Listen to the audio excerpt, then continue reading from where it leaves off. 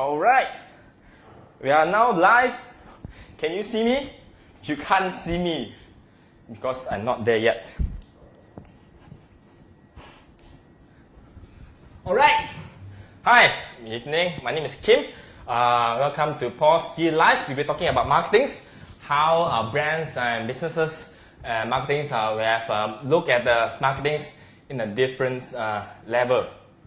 We are very glad to have Thomas Yap with us, CEO of 7Guard. He's here with us today. Let me briefly introduce Thomas a little bit. Thomas is a professional facilitator. For more than 17 years. Experience in training, consultancy and education and services, and also public relationship. Public relations. He also a founder and chief executive officer of 7Guard Learning Solutions PLT, and he is very specialized in leadership, public speaking, and business communications. Let's welcome Thomas Yap to have us with us. Hi everyone. Hi Kim. Why are you wearing specs? Why are you wearing sunglasses? Just. Yeah, because you are too glaring. Yeah. Just for something visual, very nice. All right, thank you for being here, Thomas. Thank you for having me. Okay. So the purpose of today's live is to discuss about marketing. Yes. And today's topic is talking about how to communicate effectively. Absolutely. On social media. And in fact now we are not on social media, on Facebook, live. So let's move straight to the point. Question number one. Thomas. Yes. Let's talk a little bit about your expertise, your experience, and your sharings. Help everyone, the audience, know about. You come from the training background. Yes. Alright, to ask more about trainings, especially how do you enter training industry? Okay, that's a very interesting question. I've been sharing with a lot of friends, and this is how I actually began. Now, about 18 years ago, when I first joined, or my first job, right, was with the then MIM, Malaysian Institute of Management, right? And they were doing training, so that was my first exposure to training, right? And I attended a training program at that time, I remember, and one of my fellow participants was this gentleman by the name of Tengku Naufal. So Tengku, you're watching this, yes, it's about you. Tengku Naufal is a lawyer by training, okay? And it's quite interesting because after he got his LLB, he did a Master of Law, LLM, right? And he went on to do a Master of Corporate Communication, and after that a Doctor of Business Administration. This guy crazy, right? Collecting papers, right? And the funny thing about him is that he has two organizations. He has a law firm and a training firm. He only spends 20% of his time in the law firm. Okay. But 80% of the time in the training firm. So I asked him a question. I said, Tengku, can you please explain to me why you spend more time in the training firm instead of the law firm? Don't you think that if you spend more time in the training firm, you will make more money? In the law firm, you'll make more money, right? So he told me, he says, Thomas, you are absolutely right, but you need to understand something. See, as a litigator, I make money out of people's misery, right? But as a trainer, I make money by building people up. So that particular statement, right, resonated with me, all right? And from then, I made it a point, that I will want to become a trainer at some stage. So given the opportunity, I finally took the step. Kind of long story short, that's how I entered the training industry, right? Yeah. Of course, in between then, I got a lot of the corporate comm and the public relations experience and all that. Yeah. So along in this trainings and in your whole professional lines, What is the strategy that you keep focus? What's the strategy that I keep focus? Okay, this is something that very interesting, which I learned quite recently as well. Right? If you look at the word focus itself, that itself is strategy. Okay, what do I mean, right? What do I mean? Okay, here's what I mean. So let's say you write the word focus up. Okay, how do you spell focus? Focus. C-U-S. Right? Focus. Okay, so if you look at F, F stands for follow through. Okay, follow through. Now, what do you mean by follow through?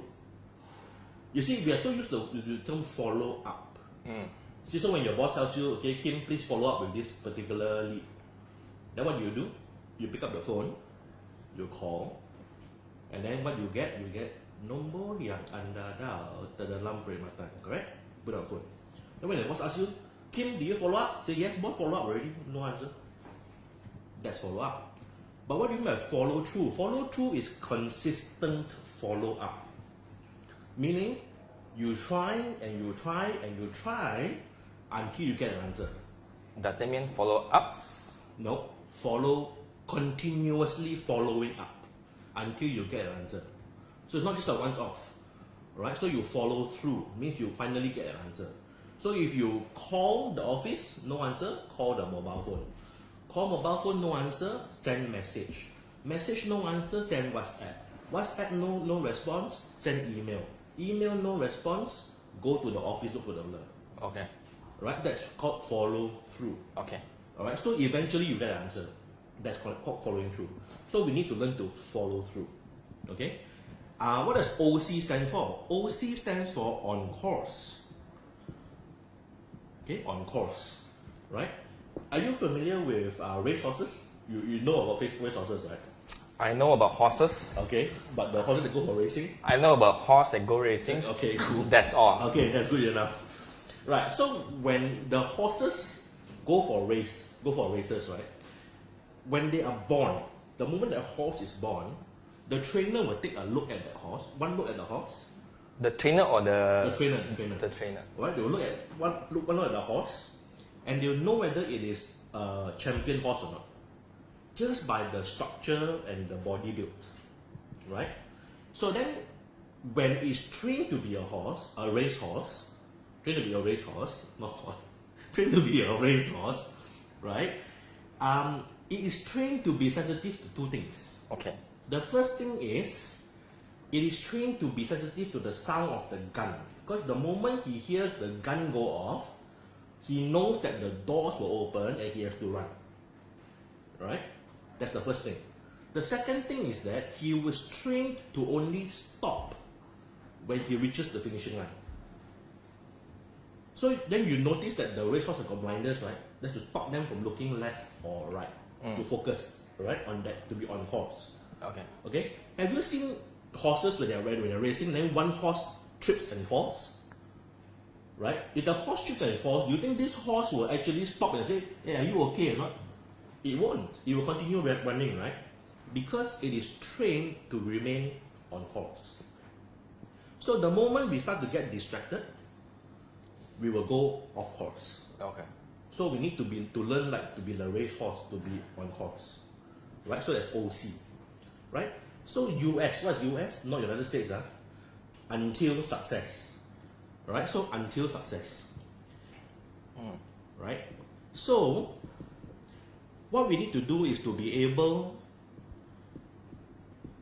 to follow through on course until we achieve success.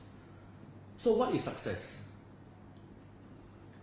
How do you define success? Success to me is something you set a goal, Yeah. and then you work it until you achieve the goal that you have set previously. Precisely, right? So when you have actually achieved that particular goal or that particular target, correct? So now, to be able to achieve that target or goal is not accidental, isn't it? No. See, like today you are a successful owner of a business. Did you become an owner by accident? It just happened. It just happened. No, obviously not, right? You're kidding me, right? Of course, there's behind the scenes. There's a lot of a lot of blood and sweat that was put into it, a lot of effort that was put into it before you eventually arrive to where you are today. Correct? Right? So a lot of successful brands out there as well. You know, they become successful overnight? I'm sure not, right? There's a lot of work that's put into it. So you need to be able to work towards the success. Okay? So the idea of remaining focused is simply that, right? Follow through on course until success. It sounds like you, if other people look from outside, it sounds like you are going without, means you're going unhastily, you're going moving forwards. Correct. It doesn't look like the normal people.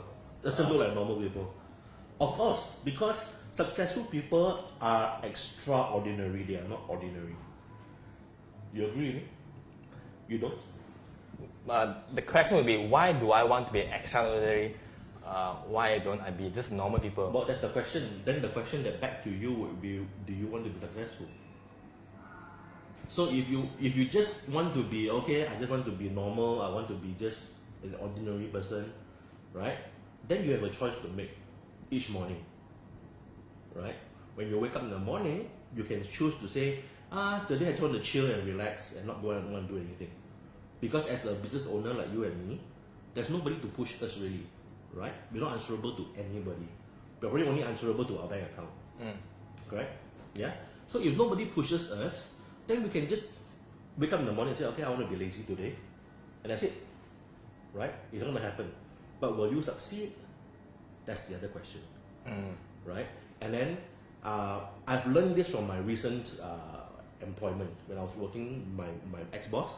I learned this from him. It was a very clear statement he made. If you are absent, your competitor will be present. What does it mean? Right? It means that if you are not there to meet that client, someone else will meet that client for you, and you can be rest assured it's not your staff. Alright, you'll be a competitor. So they will get the business, you won't. You will lose out. Okay. Right? So if you want to remain ordinary and not be extraordinary, question is, will you be able to succeed? Sometimes you may succeed, but only mediocrely. Alright. It sounds like business is like a battlefield, constant battlefield, always keep fighting. Enemies or competitors are always nearby you, with or without you. Yes. That's what I think. So can everyone hear us properly? Please let us know. If you have any questions you want to ask Thomas, please leave your questions or give comments or share what do you think about what we have discussed. Feel free to jump in, and then I will try to we'll try to discuss if there is anything that we can go about. So Thomas, next questions I want to ask is, who influenced you the most when it comes to how you approach your work? Wow. Who influenced me the most? I'm going to have to say my late dad, my late father. Looking at how he worked and how he sacrificed for the family, that was an inspiration for me. You know, so even today, until today, I still hold on to that principle that he holds dearly too. That's, you know, if you stop, once your hands stop, then your mouth stops. You know, literally translated from Cantonese, 手停口停, right?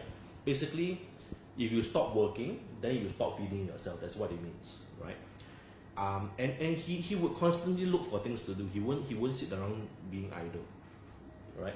So I try to replicate that as much as I can, right? So even I told my wife, I said the moment I decided to become an entrepreneur, when I left employment, I used to wake up at about 6 a.m. in the morning at the latest to go to work when I was being employed. So now that I have become my own boss, I still kept to that routine of waking up at 6 a.m. in the morning, because I don't want to become lazy, right? So I will go for my morning walk. I will accompany my mom to the market, Then after that, I have breakfast with her. And then after that, when I'm free, after that, if there's no appointments, then I will stay at home and I'll work from home. But if there are appointments or I've got a program to conduct, then I'll be out of the house. Yeah. So I hold on to that. So I would say my dad was the one that influenced me a lot. Yeah. Comes to talk about that. Last time I was thinking that how work looks like, how's my day looks like.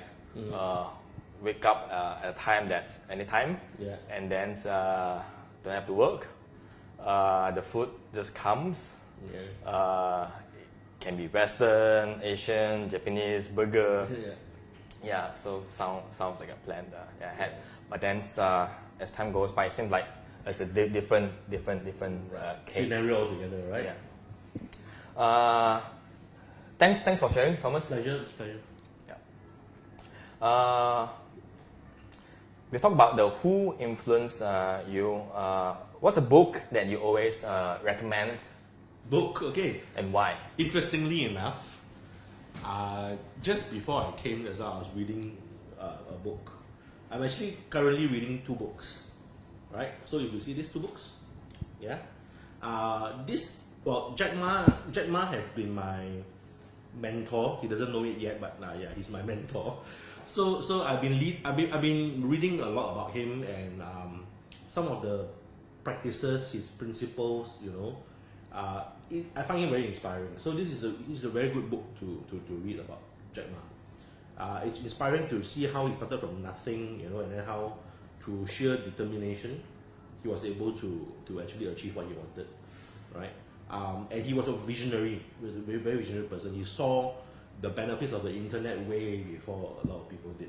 It's how he capitalized on it, right? And of course, talking about social media, Marcus Teo was actually a guest of mine on my show, right? And he actually autographed this book for me. So I'm about to start to read this. Okay, I'm trying to read this concurrently. So I'm starting to read this soon. But just going through some of the synopsis and the outline of the book and talking with Marcus himself, this actually I think would be a very good book for people who are still thinking whether they want to make that that move to become an entrepreneur or not. This would be a very good book to inspire you to get started, right? It's because now or never, as the book suggests. These 2 books, good reads. What's the common challenges that people want to start a business, but then what are the common challenges that? I think the biggest hurdle that they would face is the family members. Many of them, depending as well. I mean, if the family members are the more conservative type, they would definitely say, hey, crazy are you? Why don't you just stick to a 9-to-5 job? At least you've got fixed income, that kind of thing. You think it's very easy to become a business owner, that kind of thing. So the first hurdle, I was very blessed, I must say. Okay. Because my wife, my mom, and my sister were very supportive when I actually said I wanted to go on my own, right? Well, partly as well, you need to be able to convince them as well. That you have got a passion for it, you've got a plan of what you want to do, a plan of action, of what you want to achieve, right? And that the situation and all that, and you're prepared for what happens. The second thing that will be the biggest hurdle would be your own bank account, right? Because if you don't have a good enough cushion for you to fall back on, right, you're going to find it very difficult, especially when it starts to eat into your savings, right? Then you see your savings start to deplete without your income coming in. That will be the most difficult part to struggle with. All right. Good point. I think we need to move on. Sure, please. So we straight to the topic about communications. What does communication means to you, Thomas? Well, if you take any typical textbook definition of communication, that would mean an exchange of information, interaction, right? Yeah. This is communication, right? And communication is something that you cannot avoid, right? Whether it's from the boardroom all the way to the washroom, right, there will still be some form of communication, like it or not, right? So whether it's two people talking, whether it's a sign that you see, right, is communication. Okay. Okay, yeah, that's how I would define communication. Okay. Yeah. We will need to dig deep a little bit more Sure. about communications. Feel free. How does an effective communications happen, or what does it mean when it's effective communication? Okay, effective communication. Very simply this. Effective communication is that the message that I send to you must be the same as the message you receive. That would be effective communication. Okay? Because communication itself, the root word of communication, I'm getting a bit academic here. Okay? The root word of communication is from the Latin word communicare, Okay. which means to make common. To make common. Okay? So for example, let me illustrate. Right? So if Kim, all that I want you to learn today is this. Okay, study this. Study, yeah. Okay, study already. Okay, good. Then now after that you go home, and then your girlfriend asks you, so Kim, what did you learn from Thomas today? And you show this. Is this correct? It's pen. It's a pen, right? It's a pen. It's a pen. But no. Where's the pineapple? I showed you a cheruti. Okay. You showed me a cheap ball pen. It's different. Okay? What have you done?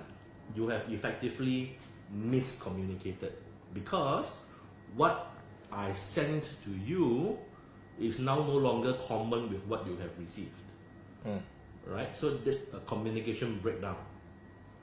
Right? And you see, in 70% of interpersonal conflict, it actually results from miscommunication or breakdown in communication. Right? And that's how important communication is. Is it common to have communication breakdowns? And how come there's a breakdowns in communication? Absolutely, because breakdowns in communication happen all the time. In fact, most of the time. And in organizations that I've met so far, right, I've not seen one organization that says, I don't have a communication problem. They all have communication problems. How come? Right? Simply because of a few things. Right? Some common causes of miscommunication are, for example, assumptions.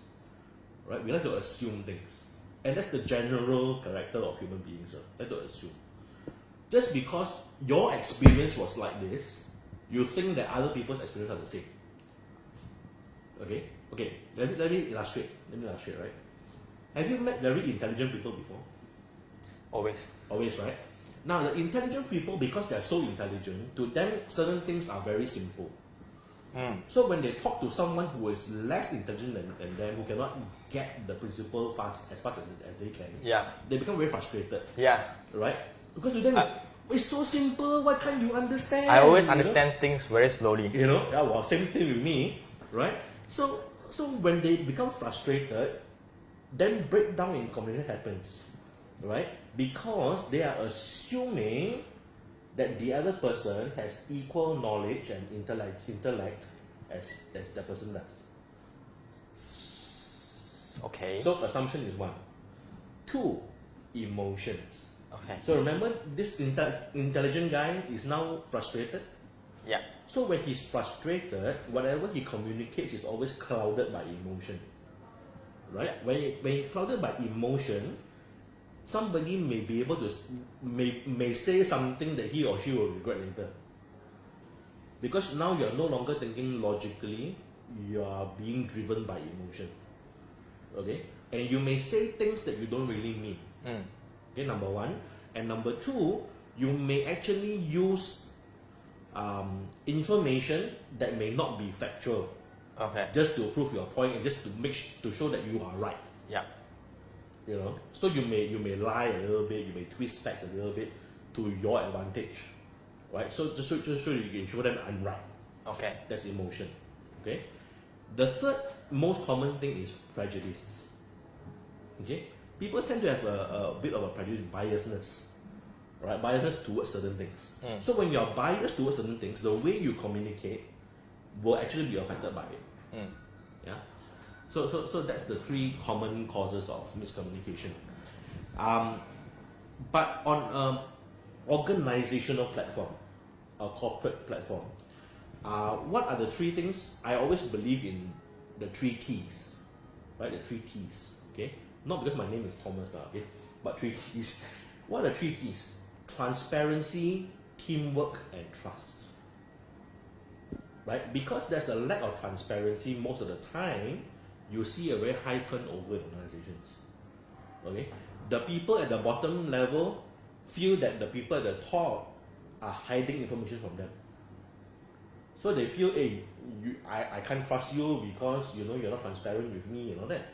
But the people at the top also have a bone to pick with the people at the bottom because they always say, you guys don't report to me on a timely manner. So I cannot make decisions in a timely manner. Right? So there's no transparency. So when there's no transparency, you start to see that teamwork starts to break out. Because people want to work in silos now. I don't want to work with you because I don't trust you. Right? Again, the third T, which is trust. Alright. So when these three T's are missing from an organization, right, then communication breakdown. Number one is the cause of it. Yeah. And then number two, there will be further breakdown in communication because people are not talking to each other, people are not trusting each other. So it may break down, you keep breaking. Yeah, you will keep breaking.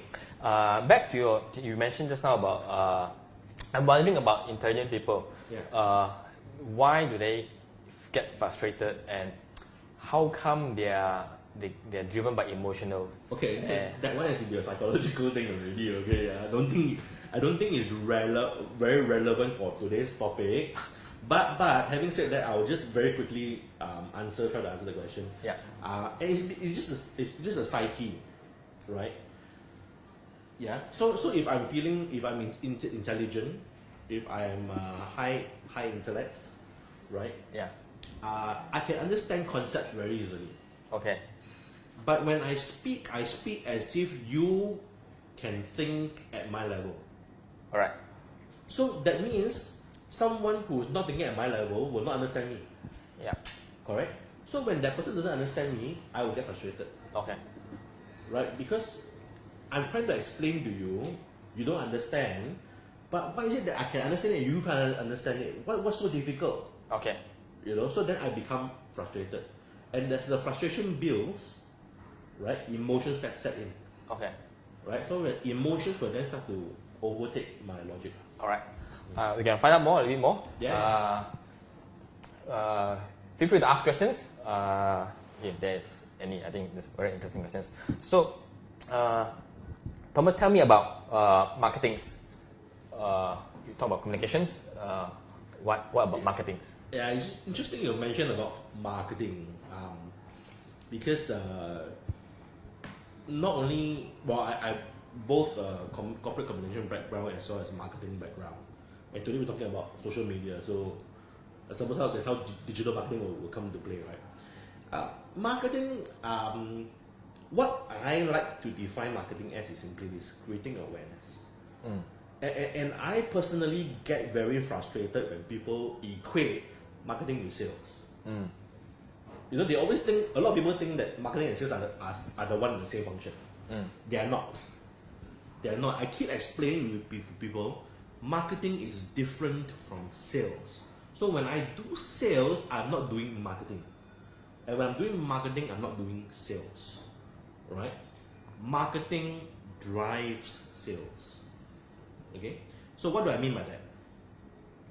Marketing is, the job of marketing is to create the awareness. So for example, if I have a product, let's say this product, this glass of water, right? This is my product. So my job as a marketer is to create a demand or a need for this glass of water. Okay, so what I'm going to do is then I will find all sorts of ways to convince you that drinking water is good for you. Right? So I'll tell you, the weather is very hot. You don't drink enough water, you get sick. Right? So these are things that I will create that awareness and the need for the water. Now, if I were a salesperson, then my job is different. My job is then to convince you to actually part with your money to buy this quarter. Right? So now that the awareness has been created, the need has been created, the salesperson comes in and says, now, okay, you know the need now, right? Buy. That's the role of the salesperson. So sales and marketing is two very different functions, but they complement each other. All right.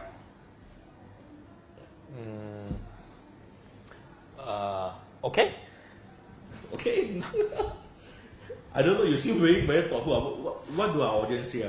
Maybe the audience has got a different view to what I have. Yeah. What do you think about sales and marketing? Are they the same things, or they are both two different things? I think marketing drives sales. I think that's one way to look at it. That's how I see it. Yeah. There's a group of people who say, okay, when I have sales, when I have money, only I invest in marketing. So there's another way of exactly. I mean, people always say that it's a chicken and egg situation. Yeah. Right. But the question is, did the egg come first or chicken come first? Yeah. Right. But I always believe that marketing should always come first, because without marketing you cannot close the sale, because people don't know the need yet. There's no awareness created yet. Okay. So then how do people part money to buy something from you? Yeah. Right. Yeah, correct. Yeah. So if you see one very clear example, right? Yeah. iPhone is a very, very good example of marketing at its best, and how marketing and sales work hand in hand together. Yeah. You see, there's always the hype that's always created first. Yeah. You know, or iPhone X is coming, you know, that kind of thing, and then people, you know, about the whole iPhone X thing, they're all crazy about it. And then the moment they say, okay, today is being launched, right? Then you see the whole queue of people from at the Apple stores, Yeah. right, queuing to buy it. Yeah. See, this is marketing at its best. Yeah. Right. So similarly, so if they had not created the hype about iPhone X, Yeah. they kept it very, very quiet, kept it the best secret. Yeah. And then they said, out of nowhere, they said, oh, we got iPhone X now. Yeah. You think people will rush for the phone? Yeah. No. Yeah. Some iPhone diehard fans might lah, you know. Yeah. But they will say, oh, what's iPhone X? Sure or not? Is it really genuine iPhone product or not? Yeah. How come they don't talk about it one? You know, it is some Japlan brand, you know, that they try to copy iPhone or what? Right? Because they don't know, right? So that's why marketing is important to create the awareness, and I always believe that without marketing you can't have sales. Yeah. I totally agree. In fact, the whole international brands, they have a team to help the brands to plan, strategize, do research, see what's working, what is the market needs, all these things. A lot of work put behind it. Yeah. And normal people will say, wow, it's so good, everyone is this wow. But then there's so much work behind the thing. And Thomas, next question is about social media. What are the differences between communicating on social media and talking in a mamak store? I like this question simply because I am of the personal opinion that if you are talking on social media, depending on what context, right? If you are responding, typing and talking on social media versus mamak talk, then I think you can be yourself, right?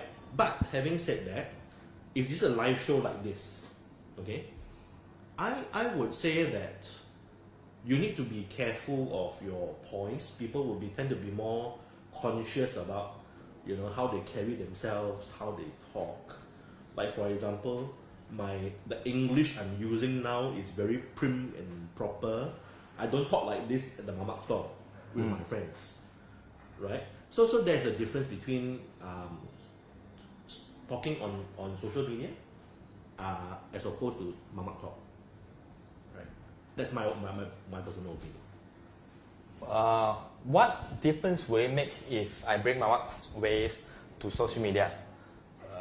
Let's say, okay lah. Okay. or please buy my product lah. Okay. Because it's so good lah. Okay. I mean, I think there is really no harm, but I must say this. Let me qualify what I said. Okay, why I say no harm. It depends on the context and what are you selling, and what are you representing. Okay, so if let's say you're going to say, oh, I want to brand myself as a very professional speaker, you know, or professional motivation speaker, for example, or business coach, for example. And imagine this: you hear a business coach talking about it's okay lah, you know, you just follow this lah, like, you just follow like that, can lah. Would you be convinced with this kind of business coach? I will be more comfortable. You'll be comfortable because you can relate to the person, right? But is this person professional? Would you actually trust your business to this person, right? To lead it for you, to tell you how to run it, right? Because you got this guy who's okay, right? But if the person speaks well, then there is at least a little bit of convincing power, right? Because first impressions speak, right? But if let's say this person was an entertainer, he's a comedian, right? Then of course, you know, because he needs to be funny. Can you imagine a comedian going on a live show? Okay, today we will talk about jokes, right? My joke is very funny. Come on, right? So it really depends on context, right? And of course, if let's say for example you are representing the legal profession, then you've got to be very careful how you carry yourself and what words you use, right? Because this will actually affect your professional image. It might even affect your practicing license, right? So that's why I say on social media and in Mama, it is very, very different. Because as a lawyer, I'm talking to my friends. I mean, who would I talk to in a Mama store, right? Other than my friends or my family members, close family members. I mean, I wouldn't be meeting my client in a Mama store if I'm a lawyer, right? Yeah. So the way I talk with them would be very different from the way I talk on social media. Okay, if you look at this, okay, let's see Penny. Penny said, sounds like when I listen to recent ceramah from various persons, some are very professional and some, you know what I mean. By the way, Penny is my wife. I know. Oh, you know, huh? Okay, let's come from a customer perspective. A customer that goes to your social media, and then the potential customer sees what you say and what you talk. Very nicely done, very official, very nice. Yeah. So this is one side of information delivery. Another side is other people talking about your brands. Yeah. So it can be reviews, it can be recommendations. Absolutely. So how do you compare all these decisions making factors? Okay. Well, definitely. Okay, once you open yourself to social media, all right. Let me put on record this first. The moment you open yourself to social media, you will not be able to control a lot of things that happen, right? Because you are opening yourself to all sorts of things. So whatever feedback, whatever reviews and all that can be good, can be bad. It really depends on how you respond to them. Okay. As far as decision making is concerned, because of social media and because of how fast information is moving now, right, that will actually make you speed up your decision making because you are forced to make a fast and quick decision, right, because of how fast information is moving. Okay, and if you are slow to respond, again, back to what I said earlier, right, if you are absent, your competitor is present. So if you are slow to respond to a particular request or a particular inquiry or a particular feedback, right? The customer will go somewhere else where I can get quick information or quick response. You know, so that's what's happening now, right? So with social media, that is the risk. If I for lack of a better term, that's the risk you have to take. Are you prepared for that? Okay. It sounds like for business, speed is very important. Absolutely. It sounds very stressful. It is. Business is stressful, you know. But here's the thing. I when I was working before as an employee, compared to after I became an entrepreneur, my wife looked at me and she asked me, she says, you know, something changed with you. True. You seem to be busier than when you were an employee, but you seem a lot happier now. You know why is it? I said, yeah, it's because I'm not busy doing something I'm passionate about, right? And yes, is it stressful? It is stressful, but this is what I call eustress. Eustress is good stress, right? Because you are constantly trying to think about new ways of bringing income. You're thinking of new ways to solve problems for people, right? You're thinking of new ways to do things differently that is more effective. Okay. Correct? Compared to when you were an employee, you were distressed. All right. Because you have to now, you're worried about doing things the way the boss wants it. All right. Right? You are now busy doing something to fulfill somebody else's passion, not your passion. All right. Right? So that's distress. Okay. So yeah, business, you're right, business is stressful. Yeah, I think and the new challenges that business now is this thing. I have one scenario, a social media scenario. Yeah. So a business keep receiving 5-star ratings. Okay. And then one day, business receive 1-star rating. Yeah. So it makes the whole thing drops and leave a very negative impressions to people. Okay. Yeah. Will you help me? How do we respond to this? Very simple. Okay, let me answer that in two parts. The first part is, okay, how do you respond to a negative feedback, right? Negative comment. To me, it's very simple. Don't be emotional about it. Don't let it affect you emotionally. Don't put up barriers, right? Because the natural instinct that we get is negative feedback. Then I put up my defenses, you know. Or so I choose to either retaliate, okay, or I choose to delete the comment so that I don't have that you know, that blemish in my record. I want to pay it off. It's a black dot in a white paper. Exactly, right? So that's the natural tendency. But here's the challenge. The challenge is that we need to be bigger than that. We need to be able to overcome that. So how do you do it? Right? Reply to the comment. Reply to the comment and actually say, thank you very much for the feedback and mean it. Okay, and mean it. Thank you for the feedback. We will take your suggestions into consideration. Right? And do it. Right? Do it. So what do you mean? What do I mean? After you reply already, now go back, walk away from that, and then think it through. If there's any merit in the negative comment, then take action to resolve it. Right? But if you find that there's no merit, it's baseless, right? Then just forget it. Just leave it as it is. Yeah. Right? Because you see, when there's a negative complaint, right? That means that the person is concerned about you enough to give you feedback so that you can improve. Okay?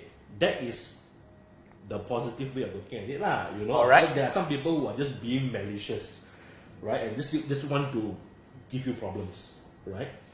But in any way, show them, whatever case it is, show to them that you are professional, you know, and you are above that. Yeah. You know, I'm not going to bring myself down to your level and become emotional about it. Yeah. Right? I'll be professional about it. I'll thank you for your feedback. I'll go back evaluate. If I think it holds any water, I'll act on it. If not, then I won't. Right? Because sometimes when there is complaints or people object to you, right? Usually it's either one of two reasons. right? Either it is they are concerned about something, or they are confused. Okay, so it's either one or the other. I mean, of course, these are the non-malicious people, right? The genuine people, right, will give you feedback. So you need to go and find out more, probe further, find out if this person is concerned about something. What is this person concerned about? Okay. Then address the concern. Okay. Okay, but if this one is confused, then educate the person. Then that's how you actually solve the problem. Okay. Right? I showed you Jack Ma's book just now. Yeah. One of the things that Jack Ma said was this: he says, you know, the opportunities lie in where the complaints are. So if there's a complaint, that's an opportunity. There's something I can do. Right? There's a problem I can solve. Yeah. To get that business opportunity. See, I always like this illustration. You know Chinese, right? 一点点. Okay. What is the Chinese character for crisis? 危机. Well, correct. Or 危机, right? Something like that. I also banana lah, okay? Something like 危机 or 危机 lah, okay? Whatever you call it. But 危机, the two Chinese characters, what is 危? 危险 danger. Yeah, danger, right? And what is 机? Not 鸡饭, the 鸡. What is 机? Opportunity. Okay. 机会, okay. Right? Opportunity. So there is always opportunity amidst danger. So the question is whether you want to focus on the danger, okay, or you want to focus on the opportunity. Okay. Right? So that's why a lot of people say, complain, danger, better stay away. Yeah. You know? Yeah. But look at the opportunity. That's exactly what Jack Ma did. Look at the opportunity, exploit it. So does that mean the more complaint, the more opportunity? Yes. Like I said, it depends on how you respond to it. Okay. You can turn a complaint into an opportunity. Okay. Just by purely responding to it in a professional manner. Alright. Please complain more. Yeah. Okay, a question to Janet. Any advice or suggestions for the page admin if they receive sabotage comments from the netizen, not because of your bad services products, but they comment just because they are used to be negative in social media? Okay. This is what we call the trolls, right? Or the cyber troopers. They purposely go out and then just because they don't like you, or just want to be negative. So whether you are doing your best or not, they will still be negative. Right? You put your hand in the honey, you feed the person, still bite your hand, that kind of thing, right? Okay, so because they choose to be negative, that's the way they are built.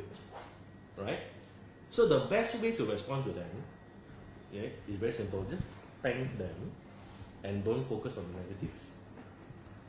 Thank them and just walk away from it. Okay, thank you. You going somewhere? No, I'm trying to imagine how it looks like. Oh, thank you very much. So you are very negative. Okay, lor. Thank you very much for feedback. I will go back and think about it.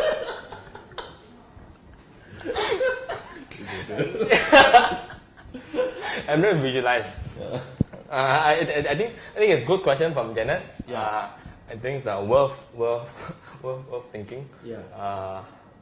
Yeah. Because, I mean, think about it. You will never be able to please everybody. There will always be that somebody who will not please with you. That's right. Right. So always look at the bright side.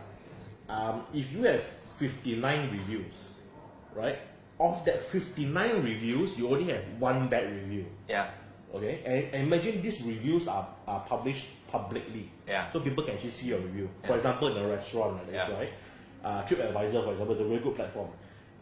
Many have got 5 bubbles, 4 bubbles, but then only one joker will put there one bubble, right? And complain. Now think about it. If you were the readers, would you focus on the 58 good reviews or would you focus on the one bad review?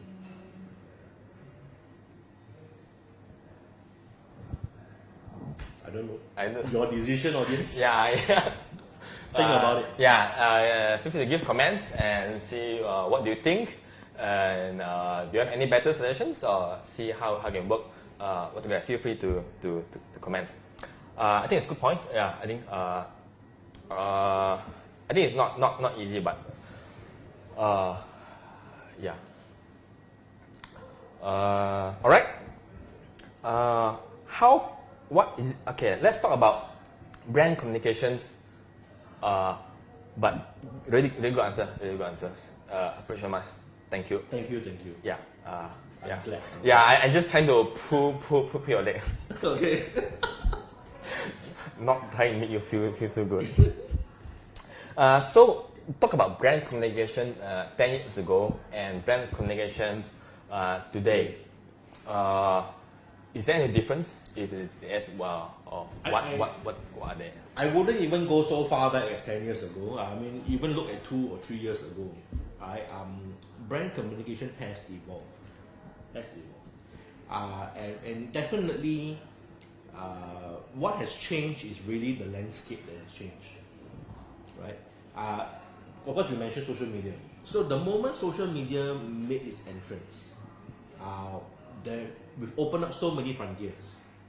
Okay, and so the way brands communicate now is really defined by the landscape with which they communicate.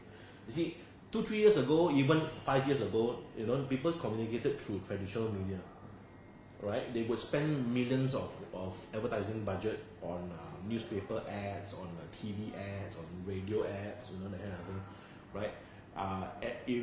At first, because print ad was the way to go, right? Then after that, when TV came in, then they say, oh, TV is better, right? Then of course when radio came in, then they say, hey, radio is better, that kind of thing, or cheaper for that matter.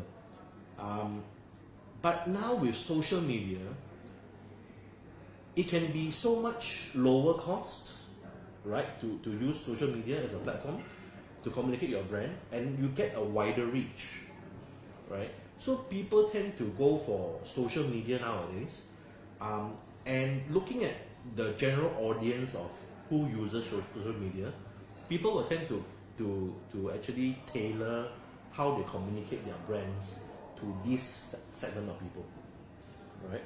So you find that a lot of brand communication now is very vibrant, it's in-your-face communication. It's no longer the very conservative, very fancy, prim and proper type of language, that kind of thing. What do you mean in your face? In your face meaning, it's very upfront. I'm not afraid to hold back anything, right? I say it like it is. Okay, like for example, Nike, just do it, that kind of thing, as opposed to, maybe like what? Dunhill last time, Dunhill what? Style, quality, excellence. What is that? Style, quality, excellence. So is that the definition of Dunhill? Right? Today, it's not that anymore. It's in your face. Okay. Right? It's straight to the point. They don't beat around the bush. Is that is how it is. It's loud. Right? Brand communication is loud now. Let me write it down. I think it's a very, very good point. Learn new word in your face.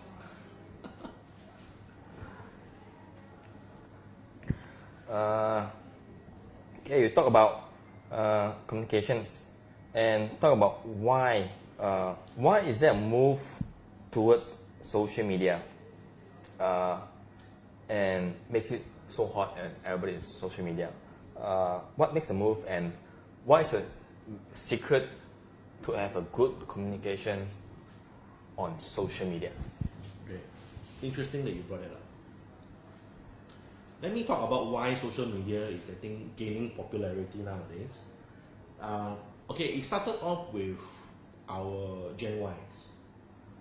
Gen Y. Gen Ys. Alright?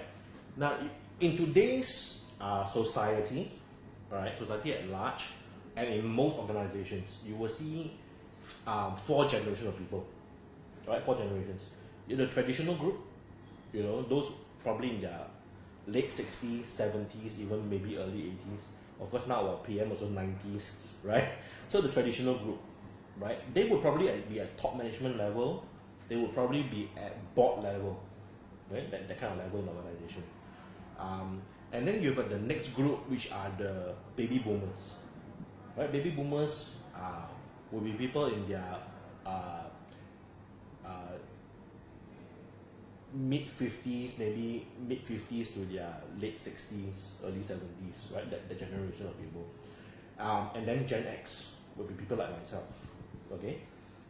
And then we got the Gen Y, who are the millennials. Right? These four groups of people. Of course, Gen Z is still on their way up and coming now. They're about to leave school, about to leave university and all that, right? So the Gen Ys.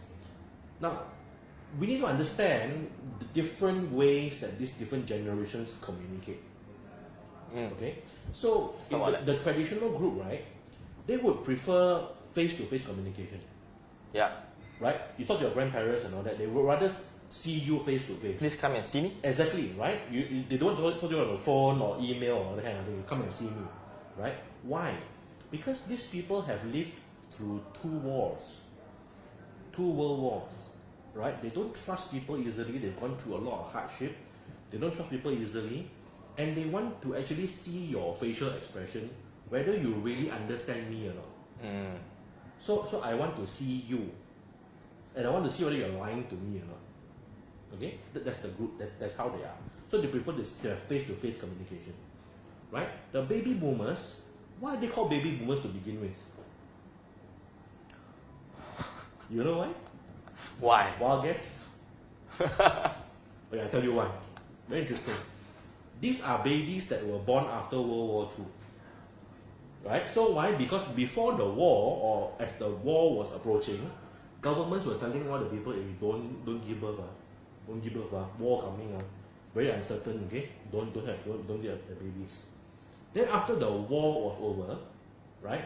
What happened? The government said, hey, please have more babies, please have more babies. Why? We need to rebuild the economy. We need to rebuild our nation. So have more babies, right? Okay? And of course, at that time, no astro, right? No internet. So what they do in their pastime? Make babies, right? So when they make babies, okay, there's a boom. So there was a boom. So they called baby boomers. So there were a lot of babies that were being made. But that led to a few problems. The first problem was, when there were so many babies growing up, there was lack of resources. Right? Then as they became old enough to go to school, there was lack of schools for them. Right? Then as they grew up older, there was lack of universities. And then as they grew up even older, there was lack of jobs for them. So these baby boomers are survivors. It's always the survival of the fittest. So they have to be the fittest in order to survive. Right? So they become, then because of that, they become adaptable. So they have to adapt themselves, and they are okay with any form of communication. So it can be face-to-face, it can be email, it can be social media, no problem, because they can adapt. Because they need to adapt to survive. The moment you stop adapting, you won't be able to survive. Right? So they have to fight for it. And their natural tendency is that I will stick to a job, first and last job, 30 over years. My father was like that, he was a baby boomer. Right? First and last job in the bank, 30 over years, never changed. Is it because that he's not marketable outside? No, he is marketable outside. But because he is being loyal, they have 2 mentalities, right? Baby boomers. The first mentality is I must be loyal. Right? Because the company hired me, I'm indebted to the company, they gave me a job, so I must now live my life and sacrifice for the company. Right? In return, to repay my debt, so to speak. Right? And the second mentality is that I must maintain seniority. I've been working here for so long already, I must maintain my seniority. If the moment I go out of this company, not only am I labeled a traitor to the company, I now lose my seniority because now I'm I start afresh in a new company. So I don't want to lose that. So that's why they stay there from the first job to the last job is the same job. They won't change. Right? But they are very adaptable. Okay? So that's how they can communicate. Then come to the Gen X. Okay? Gen X, how we communicate is that email.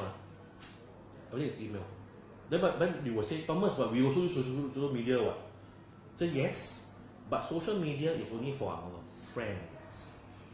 When it comes to work, it's always email, isn't it? Email me. Right? Because why? We want black and white.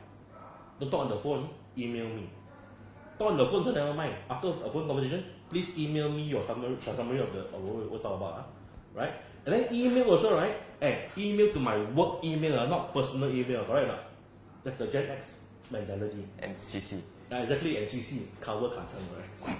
Right? So yes. So that's the Gen X mentality. Okay? That's how we communicate. Okay. Come to the Gen Y, and this is where social media comes in. Gen Y loves social media, and that's the way they communicate only. Even email, okay, they communicate via email as well. But email, right, to be honest, Gen Y, nothing more than 5 lines. No hi, no bye. Exactly, nothing more than 5 lines. Okay? Anything, if let's say you go and talk rubbish for the first 5 lines, your important point at the bottom, too bad they won't see it, they'll delete it straight away. Because they don't want to read it too long, waste my time. And because they are living in an instant generation. So everything is instant. Instant noodle, instant coffee, everything is so instant. Internet connection slow, a little bit change provider. Right? That's how they are. Okay? We go to hotels to check in, they go to check in on Facebook. Alright? Come to makan time, wait, Facebook makan first, before anything else. Alright? So that is how they are. That's why social media is so hot, because they want instant communication. Right? They want it immediately. So that's why now social media, Facebook for that matter, when it started, it was to cater to this group, the Gen Y. You know, to Gen Y, because they wanted the connection, they wanted the quick information flow, right, and all that. Right? Then subsequently, WhatsApp came about, and then you got different apps later on, and then finally, of course, now the latest one is Snapchat. Right? So all these are becoming very, very popular because of the instant exchange of information. Right? At one click, I can get information already. Right? So that's how I see why. Well, but it's my long roundabout answer to why social media is so important or getting so much popularity. Right? Now to your next question about how do you have good communication on social media, and that's exactly it. Understanding who you are communicating with. Remember, the majority is Gen Y. And I use this word very carefully. So I said, I chose this word very specifically. I said majority, not all. Because you know why? People in the Gen X, people in the traditional group are also using social media now.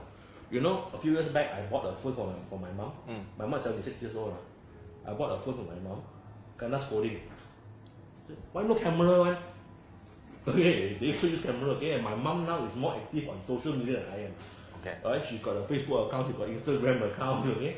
Right? And she's on WhatsApp.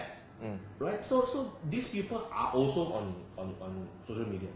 But I'm saying majority of those using social media now are the Gen Y and of course the Gen Z. Right? So how you communicate with them is very important. Understanding their psyche, their mentality. Right? So what is the key to good communication on social media? I would propose 2 things. The first thing is this: respect. Respect must always be there. You see, a lot of us, we come to a state in life, right? Especially in life, when we achieve something, we got certain position, we got certain qualification, right? We expect to be respected, right? Right? But let me tell you, in today's day and age, respect must be earned. It cannot be expected, right? Because the Gen Y, when it comes to work with you, they don't care who you are. If I don't like the work, I don't like you, that's it, I'm walking out. I don't care. Right? But if you are able to gain their respect, let me tell you, my friends, they will respect you in return. And then when you win them over, you will find that they are your best workers. Right? Because they have information at their hips, their fingertips. But they must be able to identify with your passion. You must be able to win them over. And one way to do it is to respect them. Then they will learn to respect you. Right? The first thing. The second thing is be adaptable. Right? So understand how the different demographics of people audience you're looking at, right? And then adapt to the way they communicate. Yeah. So if you want to communicate to a traditional guy, you know, a 70, 80-year-old guy, go and see him. You know, he will appreciate it. Yeah. Right? Or if you're talking to a Gen X, then they're the most flexible. You Yeah. can email, you can phone, you can WhatsApp, whatever you want. Right? If you're talking to a Gen Y, keep your email short. Right? Or use WhatsApp or Facebook. You know, they will appreciate that. Right? Talking to Gen Z, of course, there's a different story altogether. We'll talk about that later. Right? So that's how I see it. Right? We talk about good communication on social media. That's it. Okay. You mentioned about respect and Be adaptable. adaptable. So my question is, how do we respect and adapt to people? How do you respect? I don't know what do you mean? Can you elaborate further? What do you mean by how do you respect? Because when you talk about respect, so what are the cases that we are not showing respect to? Because there are different generations. When you say we need to respect Gen Y, Gen Z, what does it mean? Respect. Okay. And what does it mean to adapt to them? Understand. Okay, I think the way I see it is this: how you respect somebody would be to treat them the way you would have them treat you. Right? So talk to them the way that you want people to talk to you. So I'm sure you don't want people to be swearing at you or cursing at you or or shouting at you, or screaming at you all the time. You want people to talk to you in a very respectful manner, right? In a polite way, right? In a professional way, correct? So do the same for them. So when you maintain that level of professionalism, you talk to them, right? Then they would learn to respect you in return, right? But the moment you become very rough and very unrefined with them, then they will react the same way. Why should I treat you differently if you are like that? So that I think I would say that that's one way of doing it. It's a golden rule, right? Treat others the way you would have them treat you. That would be one way of respecting them, right? And then gaining their respect. So how do you be adaptable? Like I say, understand the demographics, who you are talking to, the audience you're talking to, right? Then find out what their needs are. What are their wants? How would they want you to treat them? Right? Then when you understand all these, then you'll be able to customize the way you communicate with them. Right? For example, I always teach this to a lot of my participants in training. Sun Tzu Art of War, right? The great Chinese general. He always said this. See, if you know yourself and you know your enemy, right? You don't have to fear the result of 1,000 battles. Okay?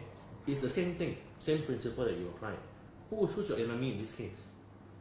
Your audience, right? Of course, you need to know yourself. What are your strengths? What are your weaknesses? Right? Then once you understand your audience, you know how to communicate to them, right? That solves almost 70% of your problems already. Right? The rest of it is just to convince them to buy into what you are saying.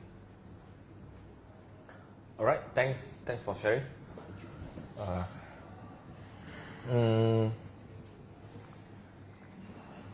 We move to the next questions. What are the common challenges to have a good communications?